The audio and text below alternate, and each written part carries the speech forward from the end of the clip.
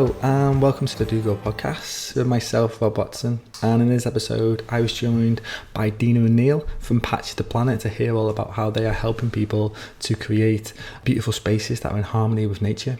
They share all about how it's possible for all of us to transform any space into a thriving space, not only for ourselves but also so we can help play a part in rebalancing our environment through the use of clever design. Building community is very much at the heart of this conversation, and with the right collective action we can all help to plant those much needed seeds of change during these rather challenging times that we face right now. And away from the environment, we talk in depth about education and the reasons behind homeschooling their young daughter and how they believe it's allowing her to flourish into the thriving, unique person that she was born to be. Overall, I felt this was a really good episode. I really enjoyed it, and whether you're a complete novice in the garden or a seasoned pro, I feel there's plenty of actionable tips and resources in the episode to help empower you. So on to the episode. Oh, and just one thing to touch on, I got so this is the first time that I interviewed two people at once, so that was a bit of a challenging for me. But then also there's plenty of distractions that are around us, whether it be the neighbour's dog or the church bells going off, or even worse, in my opinion, was the workmen starting to dig up the road outside my house. So that played a bit of a role in this, but that's something I just got to let go of and surrender. So there is a spell in this episode of about 10 minutes or so where there's a bit of background noise, but I believe you can tune out of that one pretty simple and enjoy the episode. So anyway, without further ado, onto the episode. I really appreciate you guys coming over. Thank you very much. Thanks for having us. You're welcome. Yeah. So I first got connected to you guys, or found out about you through a love of permaculture, and I've been on a couple of your courses. The one, the most recent one, which the forest garden one, which was really inspiring for me. Got a real buzz it because in the past I've not necessarily seen that many work in permaculture spaces, so to actually be in one, I've watched a lot on YouTube and stuff, and I did my course and find out about it, but I actually see one working, so that was really inspiring. I love the systems that you had, and it's clever stuff. So I'd like to know a little bit more about Patch of the Planet and how it started and where you're going with it. Okay, I'll start then. So we've both been gardening for, I'd say, probably about 30 years between us, if not longer. And we both come from a place where we're really aware of the environment and conservation and treading lightly. And we've always considered organic over anything else, and we've considered nature over other things. So it's kind of come together more recently with a name, and permaculture is the name that's being used, but it's not just about permaculture. It's about enjoying outside spaces and reconnecting ourselves with nature in the back garden and beyond, and bringing everybody else along for the ride as well.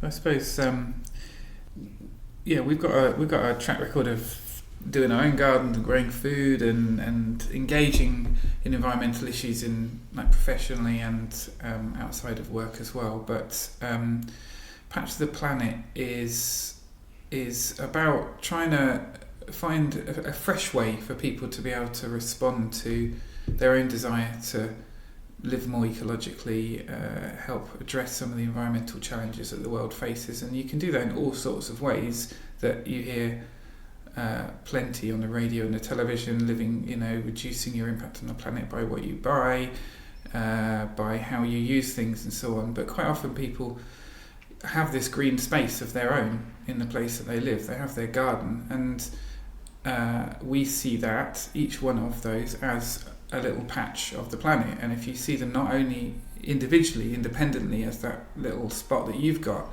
but also it's connected to all the other spots that grows and grows and grows into a very large part of this country.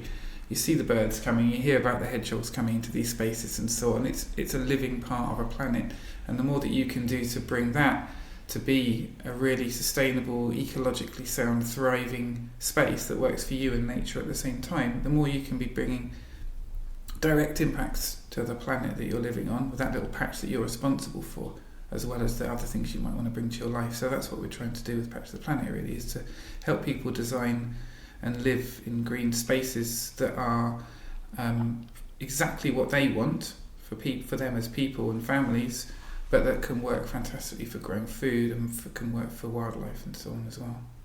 It sounds incredible. So do you actually go out to places then? You go out to people's homes and you do consultations and you help them to develop their patch? We've got quite a wide range of things going on at the moment. We do exactly that. We go out and speak to people, just have a look around and see what space they have and give some advice, or we can do a full design for them. If they don't have any horticultural background, we can help them with choosing the right plants for the right spot, right through to just accessing the plants ourselves and putting them into place, so we can do the whole thing from beginning to end, see it all through. But we're working with private householders.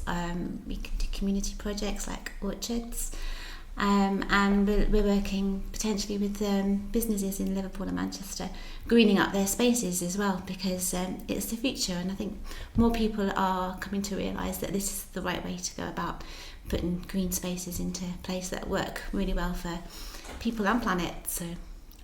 So yeah, we've done consultations, we've done training courses. The thing that's dominating our time at the moment is garden design for people, ordinary, members of the public with their own gardens, and some other businesses.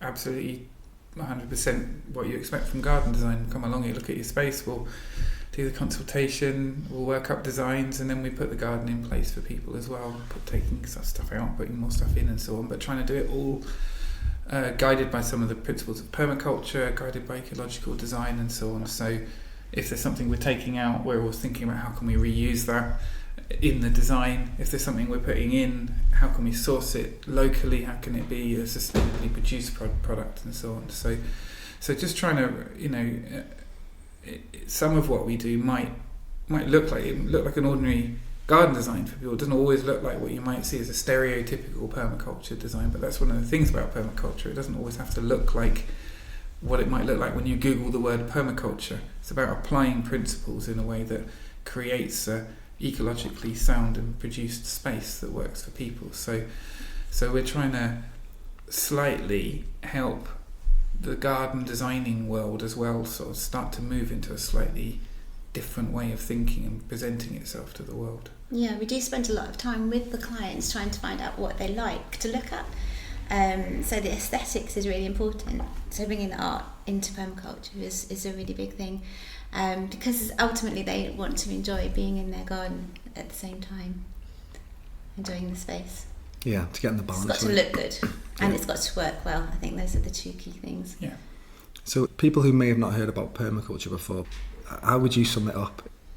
I would say I like to go back to where the idea came from and take people from there. So when I say go back to where the idea came from, I'm talking about the modern presentation of permaculture, which came from the 70s in Australia, which is really just some people looked at the way that natural systems work. They found principles in the way that natural systems work, and particularly woodlands and the edges of woodlands, the way that plants interact with each other, the way that nature naturally doesn't produce any waste. Nature's naturally hugely efficient. There are relationships between everything that form in the way that a habitat generates itself.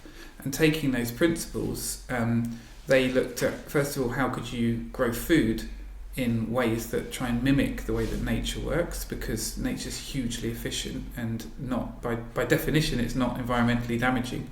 So how could we take the principles of nature and apply them to how we grow food, is what they did first of all.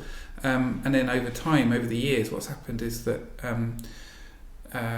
it's evolved further from that, looking at how can we take those principles and apply them into designing spaces, but not necessarily mimicking all the time the edge of a woodland and that very natural looking kind of space. Sometimes you can apply the principles, you can apply understanding of the efficiencies and relationships between things to create ecologically sound, low impact designs that don't look like nature. And then it's gone even further from then into how can we use those sorts of principles for designing other ways that human life works, how we use energy, how we use transport and so on. So essentially it's learning from the naturally efficient, low impact way that nature works, taking a set of observation and principles that have been found within how nature works, and looking at how they can be applied to use those natural efficiencies in the ways that humans work, so that we can lower our impact in ways that are still productive for us. It's interesting because it feels like it's so needed at this time, and it's almost come at just the right time, potentially, because I first got into it and was interested in what's happening with the planet maybe back about 6-7 years ago, and just seeing that potentially the state that it's in and the path that we've been going down for the past couple 100 years, and thinking, if we carry on this way, then there's not going to be much left in a few generations' time. So this seems like this can actually maybe steer that ship in a different direction. And if everyone is able to do it, as starting with their own patch, because I think it has to start with us, doesn't it? But then if we can then inspire, the agricultural system to change in the way policies are done and all sorts of things, then potentially we can avert the disaster that looks around. So in some places looks like it's just around the corner for us. I would say a couple of other things about permaculture. Actually, one is that I think it's a term that's needed, and then there's an explanation that's needed specifically for the Western world. I think it's a thing that's needed by the Western world, and I say that because by what I mean is that it's the Western consumer kind of mainstream world that we live in now. That one has become disconnected from land and from growing and from nature and from seasons, and things like this are needed for people to kind of re-understand, relearn how relationships with nature work. If you go to other parts of the world, what I just described has been innate to the culture there for hundreds or thousands of years, and you don't need to say, did you know that there are these patterns in nature, and if you work with them in these ways you'll find these efficiencies. Don't even need to think in that way. In certain cultures around the world, it's inherent to the way that people still engage with their land and grow, whether it's through the diversity of things they grow, the fact they do it at small scale, the fact they're still very community-led, and so on. And so I think it's a movement that's needed more for cultures that are disconnected from the land. But it's not, the idea of growing in connection with nature is not a new idea. It's just that some parts of the world need to reconnect with that idea. Yeah. The other thing I would say, though, is that it's not the answer in itself either. It's part of a mix of solutions. You just talked about the need for policy to change. The fact that we are where we are, biodiversity is collapsing on a phenomenal scale, the seas are becoming acidified and dying off, and climate change is occurring. We can't solve that right now simply by individually doing our individual things and hoping enough individuals will do that. We also need to collect together and try and force some sorts of solutions through, and that requires more than individually designing. That requires forming stronger communities, and it also probably requires campaigning to an extent as well. So permaculture is part of the solution. It's a way of thinking about how to change the world, but it's probably not some good place to start there, isn't it? Because Absolutely. it gives you some kind of feeling of being empowered, because starting with your own patch, I think, is a really good stepping stone into understanding impact, making impacts yourself, and then also teaching other people how to do it, and then automatically you're starting to make those connections, and then you're becoming a community, which is why you started the Permaculture Network in Warrington. It's reaching out to other people who may not know about permaculture. They just understand gardening is a good thing to do, bees are a good thing to support, but bringing people on board and teaching them and bringing them into projects and help and drawing them into actually using some land together, growing food together, is quite powerful. Yeah, totally. And I think as well is, a lot of us who've grown up haven't, most foods just come out of a packet from somewhere, and right. You go and get it from a supermarket, and it may have been shipped from halfway around the world, or it's in a package and you don't even know what them ingredients are. I think there was something in America that it was Jamie Oliver was doing this thing with school kids, and they were getting shown certain vegetables and they couldn't even describe what them vegetables were, but a Big Mac, or they could, of course. So I think it's about that reconnection, us learning, That's right. relearning what we used to do many generations ago, and having that reconnection. And also, you said about it being empowering. It feels so empowering. You can get some seeds for organic seeds, like for pence, and then you can grow an abundance of food from it in your own patch through your own just love and care for it. Yeah. And I think just seeing that, you start to see that, we can actually live more with a feeling, a sense of abundance, rather than a scarcity, rather than feel like we can only get it from these certain locations. We can actually create that health for us and that wealth. Yeah, That's right. and it's not that many generations ago either. It's only, we're in our 40s. It's probably our great grandparents that certainly would live. It was a much simpler life. There wasn't anything like the same number of plastic, high energy using gadgets in the house. They would wash their clothes with a washboard and hang their clothes outside and go to the toilet out in the toilet in the garden, and the house was heated differently. Things were simpler not that long ago, actually, and it's quite easy to imagine that what's the norm now has been the norm for a long time, and it hasn't actually. It's really not that far back to go before things become a little bit simpler, although obviously there was a lot of coal and so on burnt to heat houses as well, so it wasn't perfect 100 years ago either. The other thing I just want to clarify though, when I was saying about permaculture not being the solution to everything, I didn't mean to imply that it isn't about community, because it is absolutely about community and about moving beyond the individual and into forming communities that work more efficiently together and in a lower impact way. I was more meaning to say that campaigning and policy change kind of activities tend to come from a slightly different place, but yeah, permaculture is a fantastic route into change. Yeah, absolutely. And I think it was something we were speaking when I came on your course, was there's only so many harvests left in the current way of doing things. The soil is degrading that much that, did you say, was it 40 harvests left? We were talking about it on the way here, actually. I think it's about 40 harvests, depending on how the farmers use their land in the future, really. But there's a lot of work going on about soil remediation, and you've been on a course, haven't you? You know much more about we run long current courses on soil, don't we? Yeah, and we've tapped into the up-to-date research and evidence on current thinking to do with soil remediation, and there's a lot of really positive news out there, really inspiring, really encouraging. So it can be turned around quite quickly. It all comes back to the soil, doesn't it? Soil and poo. so much of it is back to that. There's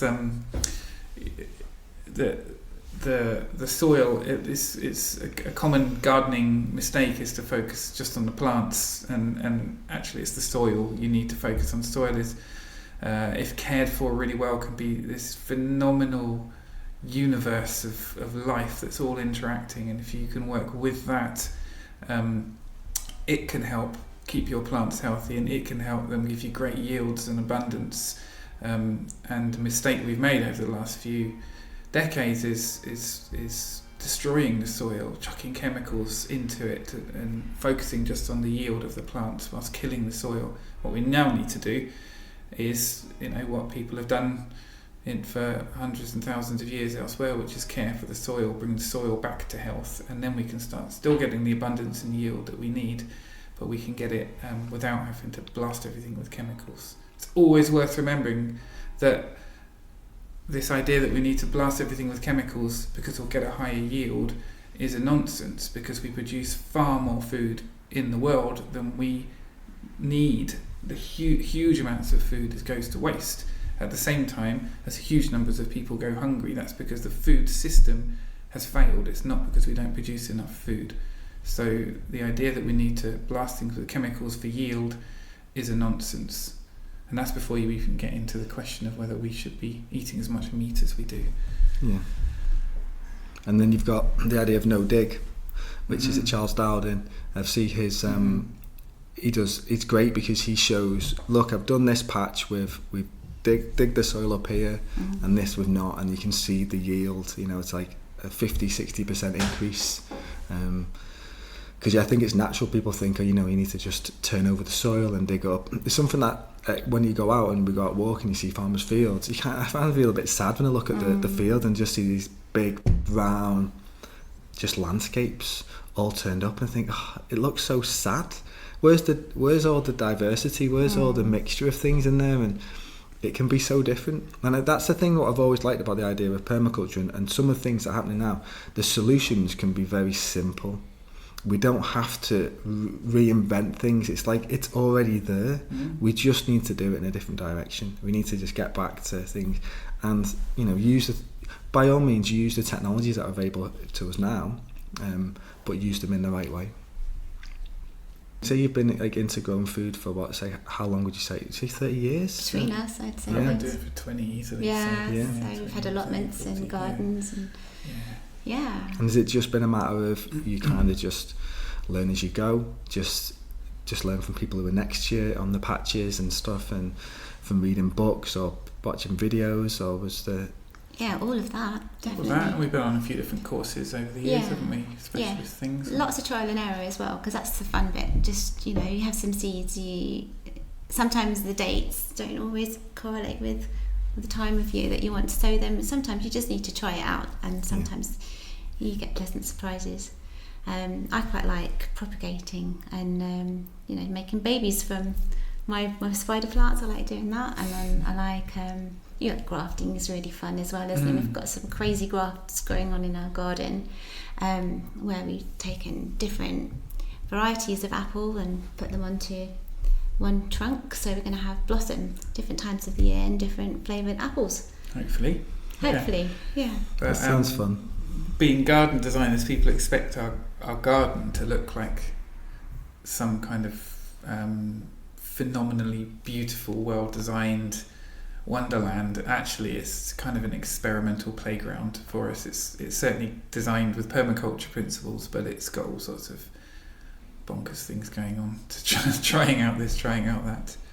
Yeah, we like new flavours as well. It's like I like our garden to feel like going into Willy Wonka's factory, kind of horticultural style factory, where you're walking around and even Kitty, our 7-year-old, she can take you around the garden and tell you what to eat and what not to eat, and it's just really nice showing people around and seeing their faces when they try something they've never tasted before, like Tuna sinensis. It's a really nice tree. We've got a bright pink flamingo variety, and the leaves taste of curry or onion, and then you can go along from there, and then you can try some sweet Sicily and get a real aniseedy shot in your mouth, and then you get the seeds that are like sweets, and it's just lovely walking around pinching bits here and there. Love that term about it being an experimental playground, and you have to have some fun.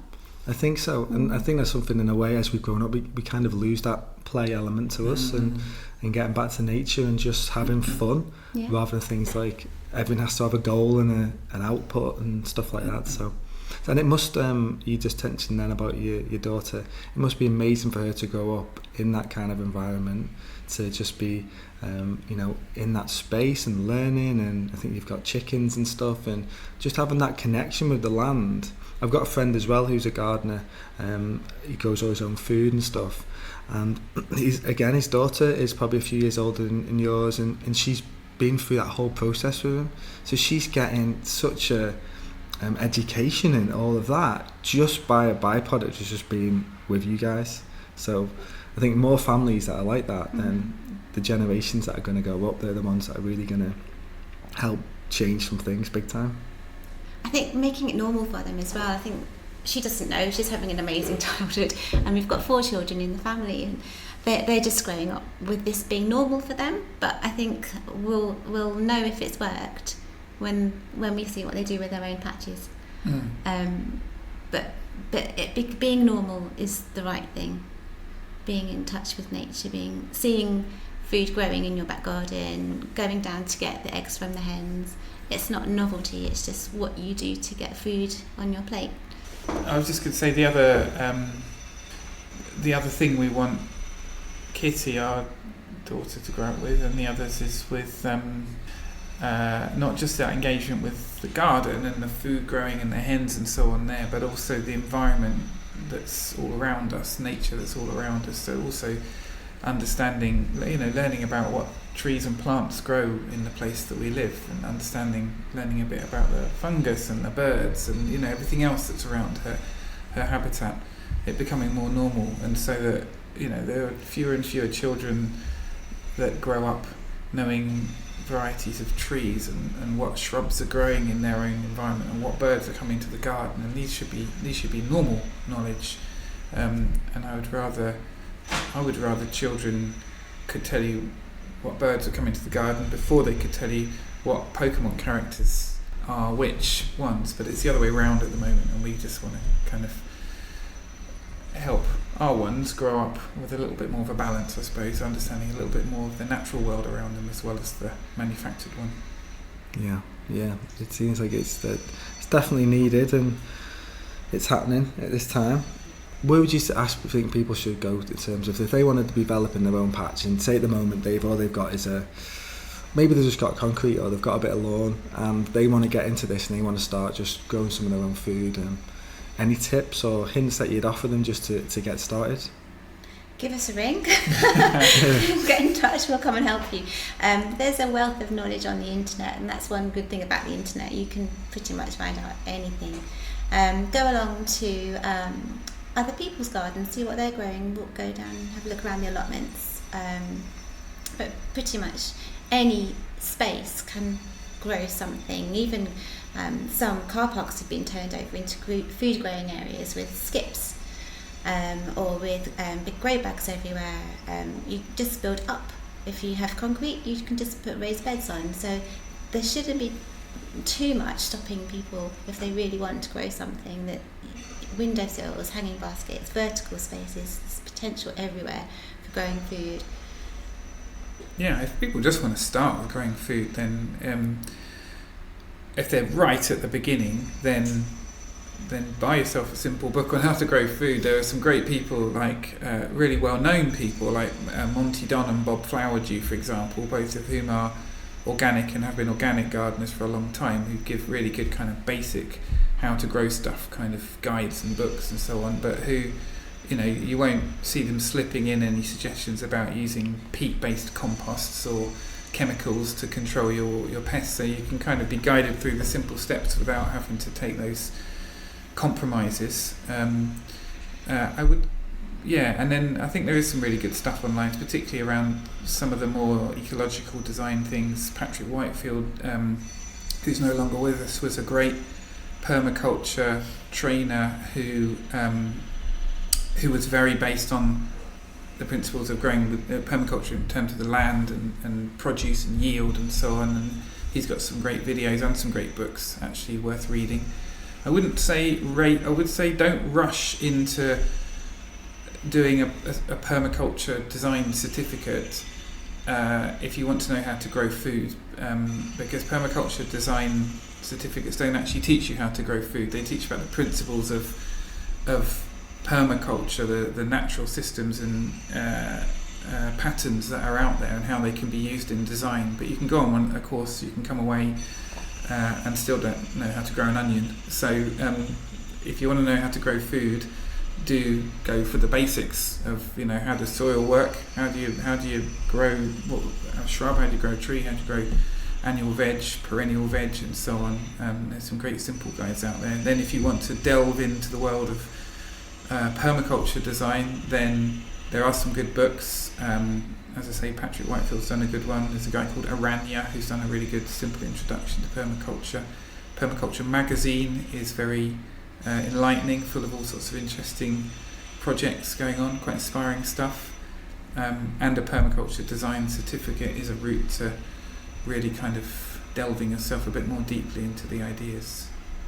And you guys have got do a regular article, do you, in your local paper?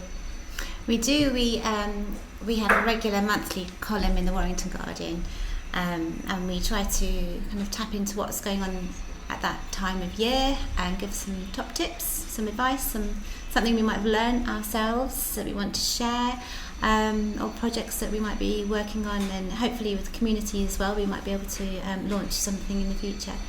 But yeah, it's a nice way to reach out into the local community. And you're getting a good response from it?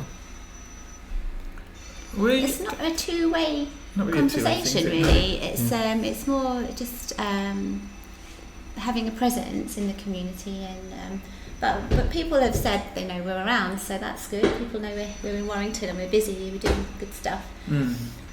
Well, I think it's great that you've got a platform there to be putting out there, and some people will be picking up and be getting inspired, and it'll be seeping through. And I often think as well sometimes about when you're going to make change and stuff, it's sometimes you just need a trigger that it might be 2 years, 3 years, 4 years or whatever away before you actually start something, but you have to get that seed planted somewhere, don't you? And someone could be picking up that and maybe not into that sort of way of thinking or that kind of approach, and planting some seeds.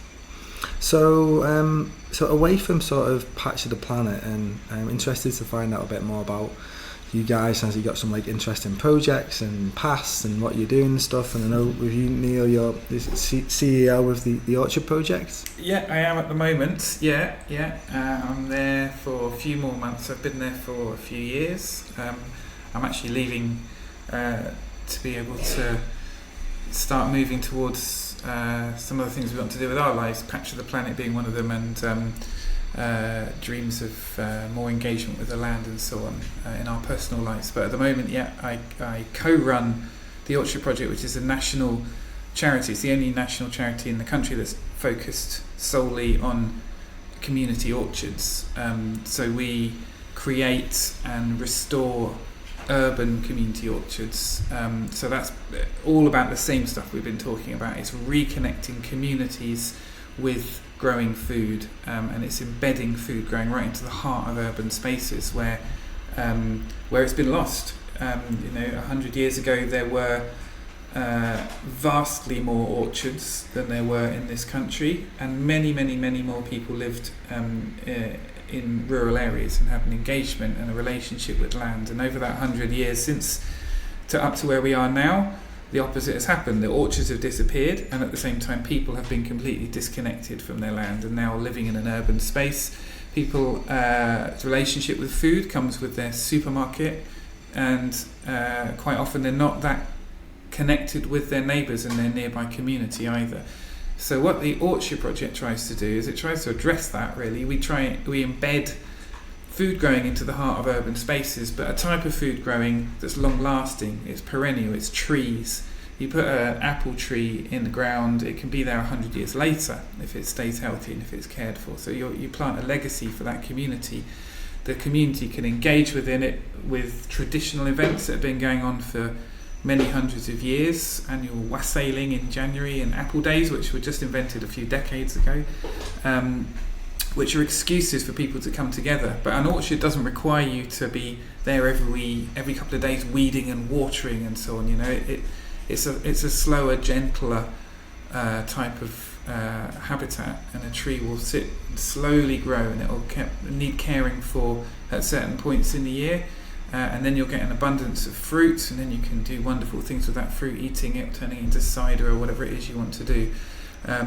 So what we find from creating these urban orchards is, yes, we create habitats in green spaces that weren't there before, and we put food growing right into the heart of urban spaces, but we also, through the studying of talking to the people that participate, we find more and more people feel prouder of where they live, and they meet neighbours that they've not met before, and they feel more connected as a community. And that's part of what everything we're talking about today is about, the power of food and in relationship with land to be able to connect people together. Sounds really inspiring. I have this dream that everyone will at least have an apple tree growing, whether it's in the front or the back. And there used to be a requirement in the 30s for the new builds after the war. Wow. Every single garden had to have a fruit tree, and in certain areas of new development, and every boundary had to be hedged up to a certain height so that neighbours could still speak to each other. Wow. That's got lost along the way. Yeah, along the way. That sounds just like a lovely way to be. And I think I don't know if it's either Hebden Bridge or some other places over Yorkshire way. There's loads of people that just grow food in the front, and people can just go along, and it's almost like it's sharing it, isn't it? And you're growing it for the community, and it's not just about I'm growing it for me. You're growing it to share. Todmorden movement, isn't it? That's it, Todmorden. Yeah. Todmorden, yeah. I lived there as it was starting. I wasn't involved in starting it, but sweet corn was suddenly appearing in the verges when I was walking to the train station, and that's a very, very similar principle to the Orchard project, which is, again, it's embedding food into urban spaces in a community-based way, and that's really important. It's important for the resilience of communities to be able to access food themselves that is free and fresh and locally grown, and just kind of re-engaging people with a new way of thinking, which is also an old way of thinking, which is that we should be working together a more localised way to grow the food and to engage with the land, rather than just seeing it as, I'll walk down the shops, the food will be there, doesn't matter where it's come from. This time of year, you can go to the shops at this time of year and buy a bag of apples from New Zealand. That shouldn't even be legal. That's just terrible that's being brought all the way from New Zealand when it's on the trees right now in our own country. But it's because of the way that the system has developed that we've become disconnected from our own relationships and patterns of nature and food growing and so on. So all of this sort of stuff, Incredible Edible, the Orchard Project and Patch of the Planet, they're all kind of initiatives to try and re-engage us with our own kind of our own environment and our own relationship with the land. Yeah, when I hear about stories about that, like going down to Todmorden, it's so inspiring to see, and so many people are sort of like going towards that now and just seeing like that. Well, it makes just perfect sense. And I heard, whether it's an old wives' tale, I don't know, but I believe England used to be called the Isle of Apples at some point, like going back like a few thousand years ago. So, like you say, to travel, how many tens of thousands of miles is New Zealand away to bring some apples, and how are they going to come over, on a plane or on a boat? And it's like, it's crazy. It's crazy. We could all have apple trees. This country, this climate is perfect for apple trees. It is. Okay, maybe not bananas here, but apples, of course. So, yeah, it's got to happen. It's happening. And that thing about you saying, like, after the war, everyone had to have apple tree, and the hedges were certain levels, just to us to redevelop them, and maybe it just has to happen on a community level, and then them ideas to just spread like wildfire, because it's so needed at this time. And it's something that the new developers really need to have written into their contracts, that they have to deliver a certain level of greening up that's sustainable and that helps communities. There was somebody, who's the man that does grand designs? Kevin McLeod. He has a project going where on his plans every garden had to have a fruit tree, and also they did audits in the area to see what wildlife was there and what plants were needed in the gardens to support the birds or the bats or the native wildlife that was there. Before they developed their land, they had to have all this in place. So that's just something that is common sense, really. But that's something that needs to be pushed through with campaigning. And I think it definitely seems to happen, if some developer's going to go buy a plot of land, if their motive is purely finances, they'll cut so many corners and whatnot. But if it's done more, I'd love to feel that there will be also developers, more conscious eco-developers out there that will do it on the mass scale. But it seems to be more like it's more on an individual basis and a more like a community eco-build, people coming together and doing it that way. But big challenges that we face. But I almost feel like, I was thinking about the challenges that we've got at the moment. If everything was all fixed now and all perfect, where would the growth come from at all? It's like, this is what I remember when I was doing my permaculture course. It's like, things are a mess now, it appears that, but that gives us an opportunity to work with that, and then we can learn with that, and we can go back to, or maybe not go back, but we can go to a new place, which is better than any time before. So we've got this opportunity now to make things better. I think this one of the challenges is this what we're talking about, a lot of what we're talking about is learning from what we've already discovered in the past works really well, and a way of living that's much lower impact, and that people that hear that and they think, okay, so you're talking about going back then, and they think about what's back and they don't like the look of it, so they don't want to go there. It doesn't have to be seen in that way. It can still be moving forward. It can be learning from everything in the past. It will be very, what we're talking about is very different to what the status quo is now, because the status quo is highly destructive and cannot be sustained. But it doesn't either have to look like people living in small, cold, damp houses that are hungry throughout most of winter and living in poverty. It doesn't have to look like that either. I'm sure that humanity is able to learn from all the things in the past, apply many of the principles we've talked about today, and find sustainable, low impact, thriving, community-based ways of living that are pleasant and wonderful for us. That's exactly what we're trying to move towards, but it doesn't have to be a mirror image of what was 200-300 years ago. Nonetheless, we can learn from many of the fantastic processes and efficiencies that existed back then. Yeah, and I think the big thing is this. One thing I definitely tap into is the idea of like Native American cultures, and the way they would live within community, and the way maybe about 150 people would be in them tribes, and the connection that they would have, and between all the age groups, from the elders to the parents to the children and stuff like that. And I think their connection with the land, and I think when they would go out and they would hunt for bison, or it would be a very respectful way of it. It would, rather than just going in and killing the animal, it would be almost like this sacred ceremony, and this connection and this appreciation, this gratitude for things. And I think that's when I've noticed from growing some of my own food, is the gratitude that I have for my space and what I can see that can happen, which when you just go and pick up something off a shelf, it's like we don't really realise how many people have actually been involved in that.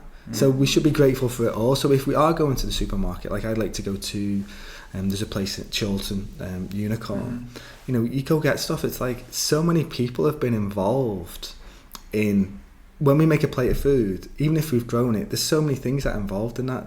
The soil, the sun, the wind, the climate, everything. There's so many things to be grateful for. So I think if we adopt more of an attitude of gratitude at times to what's come before us and what we've got now, then it makes us feel better.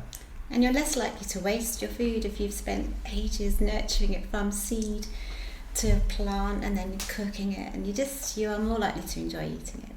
But I have found as well, I go down to get the eggs sometimes and I say, thank you, hens, because I've been doing it with Kitty for so long. Even when she's not next to me, I find myself still saying, thank you, hens. But I would never do that in Sainsbury's or Tesco. So yeah, it's a good connection. I love that. So you mentioned Kitty then, so we can kind of like segue into a different thing that I'm really interested in. And she's with us today, and she's been really good. Do you want to say hi, Kitty? Shout hi. No. So I understand that you homeschool Kitty. Yeah, she's never been to school in her life. She's 7 now. And it's amazing. It's brilliant. And so you've got other children in the family. You say 4 in total. Yeah. So is this are they much older than Kitty? Yeah, I've got one at university, one about to go to university, one doing GCSEs, and they've all been schooled, and it's worked really well for them. But school's changed a lot since then, and it's become much more about passing tests and being assessed from a really young age, and it's much less about nurturing the individual child, and as we've discovered ourselves, the importance of being really connected with nature, and we've learnt that there's an opportunity to have that with children by not sending them to school. It just seemed the natural next step for us when we had kitties, to just do things differently. Yeah, absolutely. There's more than one way to develop and grow and educate a human being, and the normalised one at the moment in this country is to send them into a school system, but there are other ways to do it, and we're lucky that we're we're able to do it. There's not some law in place that bans it, but we're seeing, a really nice rounded person developing from being able to spend time in a different environment, in the home environment, and with a very thriving home education network in the area we live in as well. So lots of socialising and lots of activity. It's working well. So I remember you telling me a while ago that there's quite a big network, and I was actually really pleasantly surprised with how big that network is. There are hundreds and hundreds of children being home educated in Warrington, and I think nationally the last time I looked was a while ago, and that was 20,000. So that number is much higher now. Children are coming out of schools at quite a rate. And well-being is a big reason for lots of families recently. Well-being of the child, and the fact that there is such a supportive network means there's somewhere good for them to go. I suppose when you think about what we've been talking about today, we think the world could work differently to the way it does now, and Western society could work differently to the way that it does now. And whether or not the whole of society manages to get there, we think we should be living differently to the way that Western world works now. And so it doesn't really make sense then to take a child and to insert them right into the heart of an education system that's based on the way that things work now, where so many references will be to TV programs we don't really want to watch, and products that you can buy that we don't really want to buy, and relationships with technology and mobile phones and computers that we don't necessarily want to have to the extent that maybe are normalised in that kind of community. So that doesn't mean that we're trying to create an education system that's for Kitty, an educational environment that's denying the world that she's in. That's not the case at all. We absolutely want her to be understanding the world she's in, but seeing it from a slightly different context and learning a different way to relate to that world, and perhaps putting a greater emphasis on some of the things that the education system doesn't emphasise quite as well. So if we're going to rebalance the way that the people around us can live and the people whose lives we touch can live, then it makes sense for that to be filtered through the way that we educate as well as everything else. And how I'm interested to know, practically, so this is been doing this for quite a few years now. How did you sort of able to engineer this so you were able to have carve that time out so you could do that?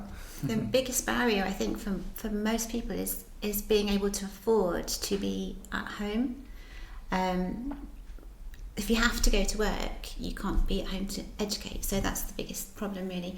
But so I just adjusted the way I earn my money, and I set up Good Life Learning, which is a childcare provision for children who are being home educated. So I take children in the home, and we work through projects, and we have experiences. We go out into nature. We do lots of crafts and art, all in science. I used to be a science teacher, so I've got some things that I can draw on. But mostly, for me, I think it's the freshness of learning with the children as well, and being excited about learning together. And then also the whole, what I've really learned over the last few years, it goes back to the African proverb, which is how it takes a village to raise a child. And I remember having my first three. I just finished teaching.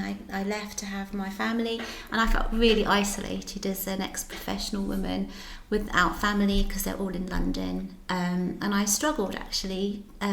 Just my mental health was really struggling with being so isolated, raising these three humans, and I didn't know how to do that on my own. So it was a challenge, but this time, being within the community of home educating families, I really do feel like it's the way it should be, and I feel really supported, and I feel like we're all growing together as people, and the children are just part of that village, and we all accept each other's quirks and idiosyncrasies, and there's less judgment within the home ed community. and it's all just about acceptance and moving on together, and it's a really nice place to be. And I think as well, when you look at the school system now, the world is changing so fast. Jobs are changing so fast. You know, technology is really accelerating. To the current system, which seems it's dated in many ways, and it's creating children ready for a system that isn't necessarily even going to be around in the near future. So it seems like we need to be developing children who are developing their creative skills as best we can, they're in tune with nature, the social aspects, the physical and health and emotional health, and all them elements to it, rather than it just being, a lot of pressure that gets sent up on. And I found there's this study that came out, and this thing that I always sort of use with a project I'm working on is something like 99% of 3-year-olds are classed as creative geniuses. Yet when they get to 7, only 33% are, and then when you get into your 30s, only 1% are. So we're all born geniuses. So if we can let them children know, if we can nurture them in a way to think, well, we're all geniuses, okay, let's find out what's the thing that's excite you, what you're good at, let's nurture them skills, rather than to put it in a particular box and be like, you are compete. I think the big thing for me as well is this idea of competition and competing against each other, and then I think we then start to affect our self-worth and all these kind of things. Have you noticed a kind of difference between your children that have been traditionally educated to, say, Kitty? I definitely have, and I think competition within schools just breeds insecurity. And I think there is no place for that. I just don't think that there's any value in encouraging children to feel like they have a certain place within a classroom. There's a whole world out there, and within however many years you're at school, you are one of 30 most of the time, and that's really important to the child, where they're placed in the order, and that stays with them. So if they're labelled as being bottom of the class, they go out into the world and they can slot into a really different place and be successful and happy, but they have to take that label with them, and I think that's negligent. It's completely unnecessary, isn't it? It just doesn't help at all. And you did bake off with a couple of them at home, didn't you, yesterday? I did. But it wasn't a competition, they both kind of took part with the full energy and creativity of it. And then it was kind of judged at the end, but not in a kind of who's best, just kind of how well, some great feedback on this cake, some great feedback on that cake. Great, you've both done well. It wasn't necessary to have and you're the winner element definitely in there. It's just not essential to any kind of learning experience. It just creates somebody feeling loss. And there's no reason to do that to children or to anybody, actually. One of the truths of bringing up a child, I think, is that we're born with characters. We're born with strengths in terms of what we're going to be good at in the future. And if you insert 30, sometimes more children into a classroom and take them through a fairly regimented process through a large number of years, it's very, very hard to find and then nurture the strengths of that person and the interests and passions of that person.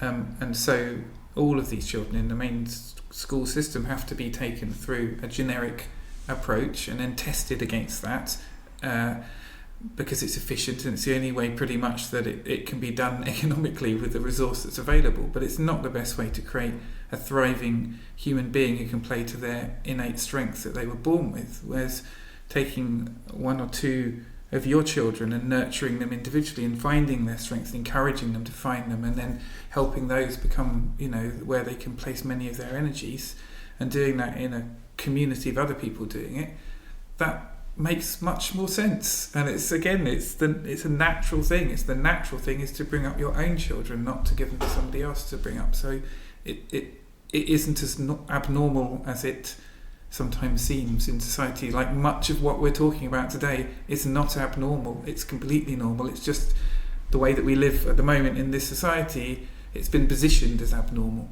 It's not. It's completely normal. It definitely feels like it's the natural way of doing things, where what is now is normal isn't natural. It's kind of become the status quo.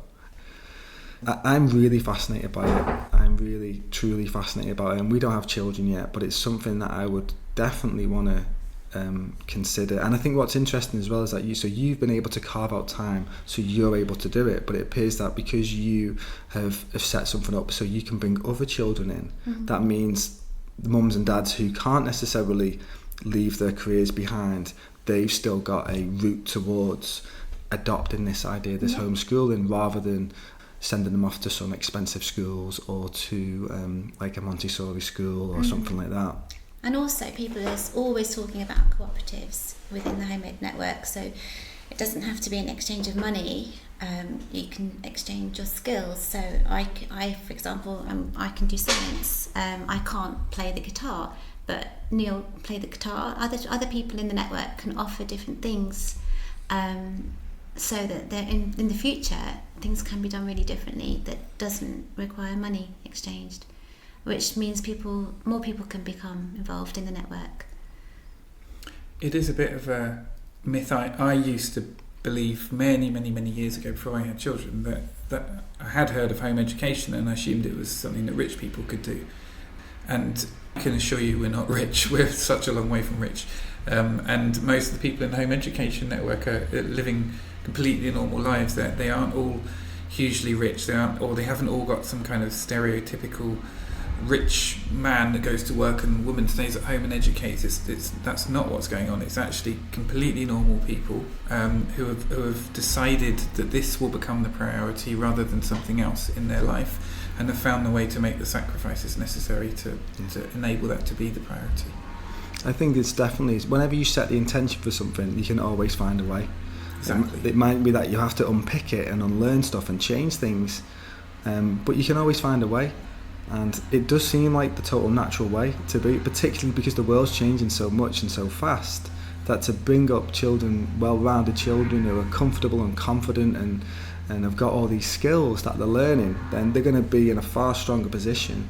Yeah, so we were over in Bali a few years ago and we managed to visit the Green School, and actually that is all developed on permaculture principles as well, all the gardens and stuff. So all the kids there, I think it's, at the moment when we were there, 50% of the food that's in there is all grown on there. It's a vegetarian school, it's all solar powered run, they even developed, it's on the edge of the river, so they were going to they were using some sort of vortex to like harness the energy of the river, so that was even going to power the rest of the school. So all really forward thinking ways of doing it. And actually the kids, we went in there and there's no walls to any of the schools, obviously it's Bali so it's warm, but there's all these bamboo structures and there's no walls, there's no typical classrooms. It's very much this fluid interactive space between the teachers and the pupils, and it feels like it's less of like a hierarchical approach of there's someone in charge. It seems this mutual way of learning. And we were meeting some of the kids, and these kids, I've never met kids who were like 13, 14 years of age that were so comfortable and so confident. And I just think back to me back at that age and all the other kids that I was growing up and how they were, and I'm like, this is like, it's amazing. But yeah, that is like it's a private school over there. But I think that can potentially influence some of the bigger school systems. And then also if we've seen homeschooling growing as well the way it is and people adopting new ways, then I think people they're realising that the current way of doing things isn't working. It's not, we can see all the issues and the problems that we're facing, and they're not going away. And I think just to throw more money at it, or to just say we need more teachers or more this or more money in schools, it's the same system, and it's just potentially going to create more of the same, when actually we need to rip up the rule book really and find a different way. We do, and I think we were talking about this earlier, about how being able to nurture a child's strengths and doing that for all the children, the end result is having lots of children with lots of really different niche skills and interests and passions. And if that's really well supported, you end up with a population that really speaks to permaculture, in that there's a real diversity, and within that diversity there's a lot of strength and resilience to whatever gets thrown at us in the future, and we're going to have a lot of things to deal with in the future that are huge changes. So we need to have resilience and diversity in our children. Yeah, absolutely. I was going to say something similar. Good point. Thank you. I think education is actually a really good example of how you can take some of these ideas, which, the ideas in permaculture, which are also ideas in other ways of framing a more progressive way of creating the future, and apply them outside of how you might want to grow food. So yeah, exactly, that we should value diversity. Other principles in permaculture are to try and go smaller scale and more local, for example, rather than large scale. So if you look at a secondary school now, it can be 2,000 children, can't it? And if you can try and carve out a route to our future where schools, you're right that they will exist in this country, and of course they will. And they're not innately a bad thing either. It's just how they're done at the moment is not allowing children to thrive as independent individuals. And if we can find a way to take the scale down a bit, localise it a bit more, and also enable more diversity both in terms of the children but also in terms of the teachers and how they can play to their strengths to help the children to thrive with the best styles of teaching that they can play to, you're going to get a better education system. Another principle of permaculture is waste nothing, and that should apply to children as well. They shouldn't be ones that are put into the kind of, you're never going to make it anywhere, let's not bother with you. Or you might have skills, but they're not ones we teach about, so let's not bother with it. That's all wasting fantastic resources. So again, the education system, learning from permaculture, could be one that enables diversity and plays to everybody's strengths. And that will come from localising and taking less of the kind of mass generic kind of approach that's applied into it at the moment.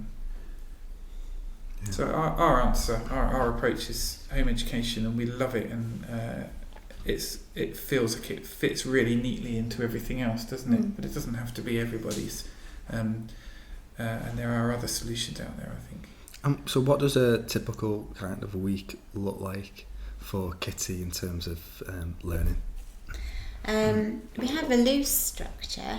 I'm not very good at routine. I don't really like routine, but sometimes it's important to have something in place. So Mondays, we tend to do lots of the traditional 3R work, reading, writing, arithmetic, that kind of thing. And she's really lucky in that she has grandma who lives right around the corner, and she goes around there and she does nature studies with her every week as well. So Monday she does nature study, and lots of traditional skills like baking with her as well, and knitting and things like that, and sewing, and those are the kind of things they do together, which is really nice. But it's more than just learning a skill, it's about the bonding, the opportunities to bond with a different generation, and that's really valuable, and that's something we wouldn't get in a classroom. And Tuesday she goes off to forest school, so she mixes with a bigger group of children then regularly and spends the whole day in the woods. It's a home education group, isn't it, that they run? Yeah, so whatever the weather, no such thing as bad weather, just bad clothes is what they say. So so she spends a lot of time out there. Wednesdays I do my Good Life Learning with other children, and I think I said earlier we do all sorts of things. It's very child-led, but I do like to give them choices as well that I put in front of them. So science projects, art projects, history. We've done lots of work on the Titanic, which they got really involved in terms of a living history project. They became the characters that were on the Titanic. And Thursdays and Fridays we share the home, don't we, Neil? Yeah, and Saturdays and Sundays we share home education as well. And it's not like term time only. It's every waking moment is an opportunity to learn something. I think one thing that seems really interesting about that approach and the way it's broken up is that there's obviously a lot of interaction as well with other kids. And also the idea of, I love the idea of forestry school, and she'll be out with a good handful of other kids and actually being in nature, which isn't happening, is it? As much anywhere near as kids get. The best thing they'll get is some concrete playground to run around on, maybe for half an hour. But to be out there and learning from nature seems like would you be surprised if I told you I met a child who picked up a conker and said, "What's that?" That's not that long ago, was it? That was this autumn.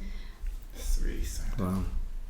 I'm interested to know, do you come up against much resistance from outside, from anyone who's kind of questions it?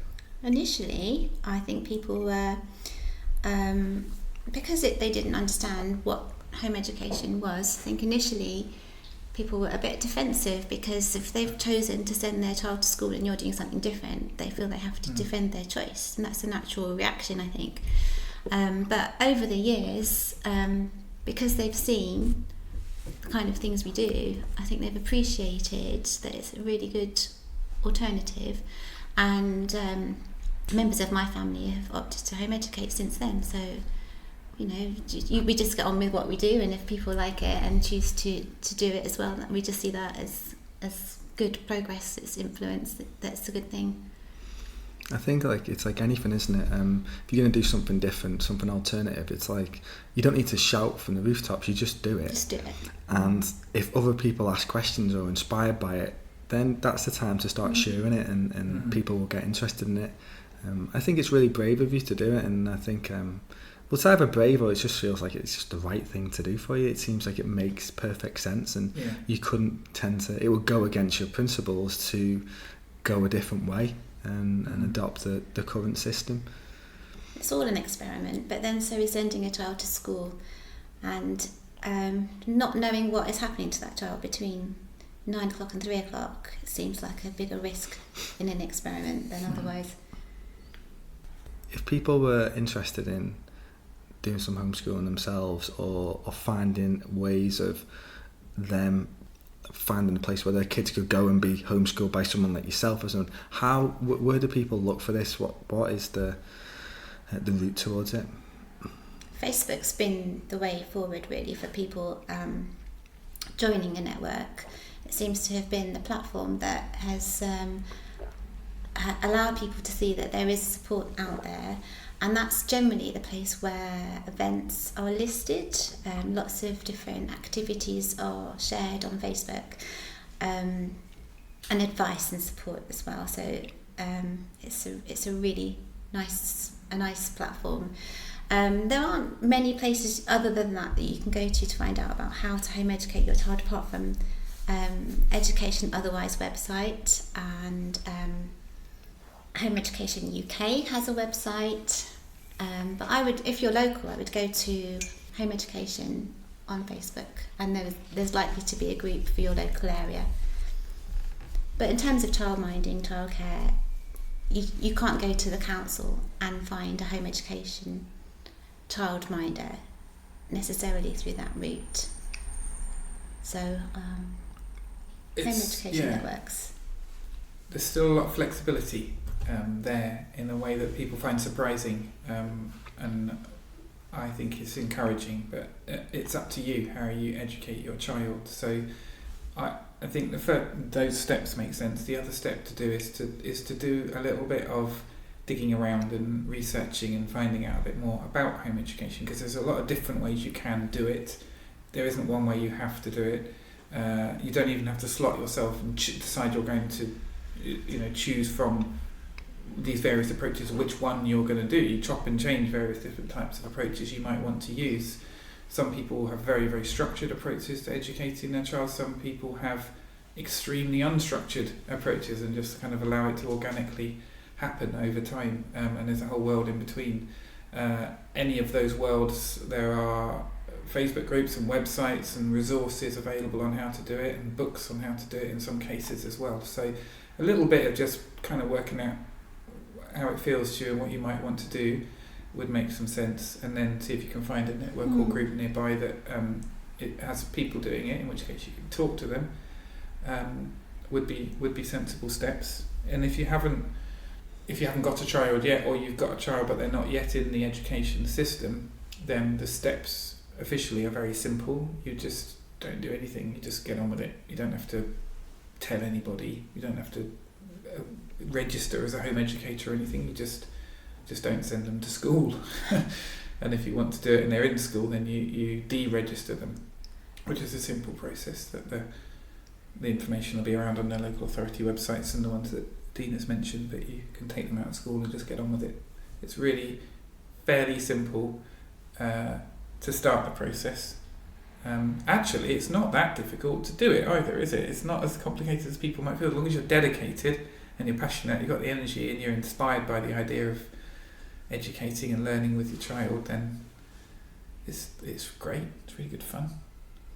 And some schools also offer flexi schooling, so if you have a child in school already, or you do need to work, that can be an option for some people. That seems like it could be good for transitioning. Yeah.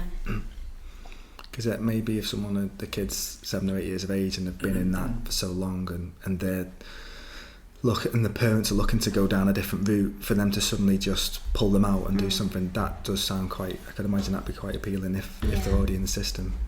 So there's no doubt that you guys both seem pretty switched on to things, and very conscious about a lot of things, the planet, education, children, everything, it's all kind of like you got this awareness. Was there a particular trigger point that something like growing up or something where you had an aha moment to be like something potentially woke you up to wanting to go down a different path? The ozone layer in the 1980s was mine, and aerosols. That was my first kind of understanding that we're impacting our planet, and it was a call to action that I was the right age to understand what was going on and to make decisions on what I bought, and understanding that had an impact. That was my first moment of feeling empowered, actually. I grew up with parents that my holidays were spent going mostly in Britain to holidays in the Lake District of Scotland or Wales or Yorkshire, and spending a lot of time walking in the countryside, and stopping for lunch on the top of a hill and stuff like that. And those were times, I think, when nature was embedded into me a bit more, and in their different ways, both sort of passionate about nature, and my mum is real animal welfare, animal rights kind of advocate, and these kind of things filtered in, I think, to help shape how I see things. So it was more of a gradual process for me. There came a point after I was at university when a couple of people I knew started working in charities, and that kind of clicked for me that could be a route through as well. So neither of us actually has ever, except for the odd casual job when we were really little, neither of us has ever had a job where we've made money for private shareholders ever. We've always managed to work for either in teaching or in charities. So we've managed to find a way through so far where that side of the lifestyle's managed to be aligned with everything else to a reasonable degree as well. But for me it was more of a slow process, gradually sort of learning more. And the more you learn, the more you want to do, the more you want to learn, really. I've definitely found, in terms of like self-education, seems to be, for me, I found to be the best education. I've learned more the past 5-10 years, and I'm now getting close to 40, than I have. It's just been, through books and documentaries and courses and workshops, and just having that hunger and that thirst to just, like, I'm so fascinated about history now, but what I got taught in school, I just had no interest in whatsoever. Yeah. I'm totally fascinated about the past and geography as well. Imagine if permaculture was introduced into the curriculum and stuff like that. But that's really interesting to see. So yours, Dina, was well, like a particular moment in terms of, hearing about something that was happening in the environment, the ozone layer, where with you, Neil, it was very much like it was part of your family. It was it was growing up. It was seeping into you. So that's really interesting. So what sounded like inspiring you now? What's sort of helping you grow now, in terms of, is there any great books that you're coming across, any amazing documentaries or stuff that's kind of like inspiring you now to keep growing and keep pushing? I'm quite enjoying learning about mindfulness and feeling like I'm in the right place in my life now, and the circle is closing, and just knowing that all the choices that we're making and how we live our lives are all aligned. Nothing feels incongruent anymore, and it all seems to be making sense. So I'm feeling quite settled and quite happy, actually, quite happy, and I'm feeling a bit inspired about things to do with people taking control of their futures, and new movements are popping up all over the place, and people are obviously at the point where they've had enough of the status quo, and I feel like this new energy is just bubbling up, and it's great to be here, and now I'm part of that scene, so I'm feeling quite positive about things. I've gone all over the place over the years about what do I think is the best way to try and get some sort of change to happen, some sort of progress in the world. And if you spend years trying to, in whatever ways that you can, and lots of people do it, trying to make things a bit better, and you watch, and as you're trying to make everything better, it seems to be getting worse. It can be quite downheartening, and you kind of I keep thinking, well, what's the best way to be doing this? What's the best way? And I've been involved in large campaigning organisations, to work for Friends of the Earth for a long time, campaigning through politics and trying to create policy change, and that's one route. Other routes, like trying to create direct change on the ground, like through things like Patch of the Planet or the Orchard Project, where you try and create real physical change for people, feels great, and then but obviously it doesn't create the huge scale of policy change that you need, and obviously I guess you inevitably get to the conclusion you need a mix of it all. There's a lot of debate that goes on about whether, is this the right way to create change? Is that the right way to create change? And what you actually need is the full mix. You need a wide range, or to speak in permaculture language, you need a diversity, and you need a movement to create change. And I think the things that excite me most at the moment are not the old familiar organisations that have been around for a long time now, decades, that have maybe been doing the same sorts of things in the same sort of language, but some of the fresher ways of doing things, or the movements that are starting to reconnect back with learning from the past. So things like Incredible Edible, for example, which are actually re-engaging communities with growing food and being in the land. The new movement, Extinction Rebellion, which is have come pretty much out of nowhere to stand up and say we've got to take much more immediate and direct action on ecological collapse that's going on right now. That's exciting, but I think a constant kind of revisions of what we're trying to do keeps that movement alive, keeps it fresh, and that's probably more important than anything else, rather than trying to find any one solution. That's fascinating. That's really good. So just touching just something that Dina said about mindfulness, is it something that's quite recent for you? I've just assumed for years that I can't do mindfulness, because you have to sit down and you have to be calm, and I'm naturally quite buzzy and I don't like to be still for very long, but I had a few sessions a while ago, and I felt real benefit from that, and I have to learn. I am learning. It's not a quick fix. You have to practice. Anything you need to be good at, you have to practice. So it's just I need to make a conscious choice to practice something like that more, because I do actually feel real benefit from that. So yeah, it's a good thing to do. Yeah, something I like to ask people, I'm always fascinated about sort of techniques or tools or daily rituals that people can to use to help and to sharpen the skills, really, or sharpen the mind in some way. So is it become a bit of a daily occurrence for you now, a bit of a daily ritual, or? Not yet. It will. Sure. That's the plan. Yeah, I need to be nudged back into doing it.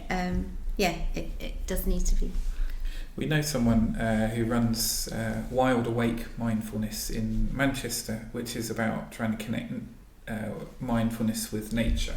She does a lot of nature practice, mindfulness, and we ran a course with her earlier this year, which was merging together permaculture and mindfulness. So we took people around, was it Marbury Park? We went for a walk around there, and we observed the patterns of nature that you could see during that walk, and we allowed that practice of observation to then feed the mindfulness practice that Claire then led during that session as well. It's really nice actually. The two did work really nicely together. So that helped us probably build a bit more of a sympathy for mindfulness as well, didn't it? I'm hearing a lot more about like barefoot walking and through woodlands, and I can't think of anything more peaceful, to be honest, than ripping your shoes and socks off and going for a stroll through the woods and hearing the birds and the bees and feeling the wind and stuff like that. Just tapping into that, and it feels the way we're living now, the way we're so connected to technology, the way there's so many people and there's so much pollution going on, we so need some way of either tapping ourselves back in to our source, and also just being tuned into nature in any way we can. Like I practice a meditation and do my best to get outside as much as I can, and I tell you, it's interesting, just come back from Helsinki, and the landmass there, 75% of it is woodland, and you can feel it when you're there. And they've got the cleanest water, tap water in the world. So the difference between drinking that or I was in Manchester recently and drank some tap water from it. The difference was phenomenal. And all them things you've just got. I love this idea of like, we need this support, this nature support from us, whether that be from our surroundings, from wherever. So we've got a lot of work to do in this country to get back to 75%. I don't think it'll ever happen because there's 60 odd million people here in the UK or something now, and is it only 1.5% left of the is woodland or something like that now, or something? Well, yes, probably that sounds believable. But then look at the rewilding movement, where they're looking at huge open spaces of heather moorland, which are only maintained in that state for sheep farming and grouse shooting, which neither of which is necessary. In that type of habitat is not the most ecologically sound it could be. That vast areas of the country could be rewilded, they could be reforested. There's huge potential there. Then you've got the kind of stuff we were talking about earlier, when if all the gardens in this country added together are larger than all the national parks in this country added together. So if we start to see that as an area for potential change, and we start to plant trees in our gardens and shrubs as well, which are also really valuable. Birds can buzz in and out of them. They still create great habitats and food sources. Then again, you can start to have big impacts if we allow ourselves to look at the resource that's out there, all of this open space, heatherland and gardens and so on, and bring a wildness back to them. We can look at France as well, and they've passed a law where all the new roofs have to be green in the cities. Loads of space, loads of vertical space we could use as well. So it's just being imaginative and being creative and just forcing things on a little bit faster. They say there's so many options, and it can just start. It can start small, and it can start with us, and it feels good just doing it for yourself and for your community and for the local wildlife in whatever way you can. Whether that's you plant an apple tree because you want some apples and throughout the year, or you're going to grow some stuff which is going to support the bees and local wildlife. Or I love the idea of we haven't quite got to that much in terms of what we're growing, but to be able to just go and knock on the neighbour and say, here you go, we've got an abundance of this, take some of this off, you know, and just this, if nothing feels better than actually just doing things like that, and just like, oh yeah, you guys got eggs, you know, there might be times when you can go, well, we've got an abundance here, why don't you take some of these over to Kitty's grandma's or to wherever, and it just feels nice to be able to support your local community in whatever way and support your local wildlife in some ways. So. Yeah, it does feel nice. There's a lady who lives down our road, and she puts her apples outside and with a little sign, help yourself. Somebody else did it locally with some runner beans, and it just takes a couple of people to start the ball rolling, and then very quickly you've got a little network of people trading with food. And it does feel really nice. feels good. And it inspires other people. Yeah. People see it, and it almost in some ways inspires them to do it, and it almost gives them permission to want to do that as well. And before you know it, you know, and I think it ties back into that idea of community, doesn't it? Yeah. And rebuilding community from the ground up and locally. Yeah. A couple of other examples that spring to mind. One is people looking for something slightly bigger scale to do than the Gleaning Network, which is run by an organisation called Feedback. It's a voluntary thing where you can go out if it happens in your area, just join up to a list, and you'll get an email when there's a farmer nearby who's spent his whole year producing a crop, and then the supermarkets said they don't want to buy it and he's just left with it. They come out and they collect it all, tons of kale, tons of apples, whatever it is, and they redistribute that to food banks and other good causes so that it's not wasted. That's something you can volunteer to take part in. Again, it's about just taking that excess and putting it to good use. And another one which it would be remiss of me not to mention would be a fantastic project the Orchard Project runs down in London, where we collect together surplus apples from London, which are grown in the community orchards and gardens in London, but which there's too many of for that community to use. We collect them together, take them to a cider house that we've set up, and we produce cider called Local Fox Cider in London, and an apple juice, which is then given back to people and sold, and any extra income that's generated from that then goes to the charity, which helps it continue to support community orchards. So it's a really good kind of circular model. And should anyone be listening to this before the end of early December this year, there's a crowdfunder going on right now to try and save it for the future. So go to the Orchard Project's website to give it a little bit of support. That sounds like an amazing initiative. It's great. Absolutely amazing. So we're kind of coming to the end of this interview today, but what I like to ask all my guests is, since this podcast is all about sharing what good people are doing, like yourselves, interested to know what advice you would offer someone who's looking to go out there and do their own bit of good in the world. Just keep stoking that fire in your belly, because it's probably there, and look for other people to help you do that. Gosh, what a funny... I don't know how to give advice. I don't feel like I'm entitled to give people advice on how to do good. Everybody can do good, and I suppose I would maybe just encourage you to challenge yourself about whether there's just a little bit more you could do, because and that applies to me and Dina and everybody else. It's important not to beat yourself up that you're never doing enough. But it's also good to challenge yourself to just think, is there any sort of a little bit extra I could do? Could I shop a little bit differently? Could I maybe support this group that's doing really good work? Is there a little bit more you could do to what you're doing already? Whilst also valuing the fact that if you're consciously trying to do some good in the world, then that is something to be celebrated, and go and maybe encourage somebody else to do it too. That sounds like sound advice, even though you maybe don't like the term of advice. I'm a little bit like that as well. You don't really want to feel like you're telling what people to do, but that sounds like a good way to start for people, for sure. So I've really appreciated you taking the time to come over today and to chatting with you, and yeah, thank you very much. Thank you as well. Thank you. It's been great. So there we have it. There's my interview wrapped up with Neil and Dina. I hope you found our conversation interesting. I feel there's plenty of food for thought in this one to take away, and for all of us to take those all-important first steps in creating a more harmonious place, just as nature intended for us all. There was loads of things discussed in this one, so yeah, be sure to check out the show notes. I've included all the links. And if you enjoyed this episode, then please like, share, subscribe for future episodes. And if you listen to this, say in iTunes or something, then if you could leave a review, that would be amazing. So anyway, until next time, have a good one.